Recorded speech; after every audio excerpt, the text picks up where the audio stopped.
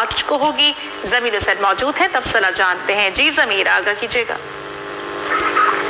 जी बिल्कुल, election commission ने senate इंतखाबात के शेड्यूल में रद्दोबदल कर दिया है, तब्दीली कर दी है और अब कागजात नामजदगी जमा कराने के वक्त में इजाफा कर दिया गया है। कागजात नामजदगी जमा कराने की तारीख 15 फरवरी तक जो है वो बढ़ा दी गई है और नामजद उम्मीदवारों की फहरिस्त जो है वो 16 फरवरी को जारी होगी। कागजात की जांच पड़ताल जो है वो 17 था 18 फरवरी को होगी और कागजात पर अपीलें 20 फरवरी तक जो है वो दायर हो सकेंगी और उसके साथ साथ 23 फरवरी तक तमाम अपीलों को निपटा दिया जाएगा।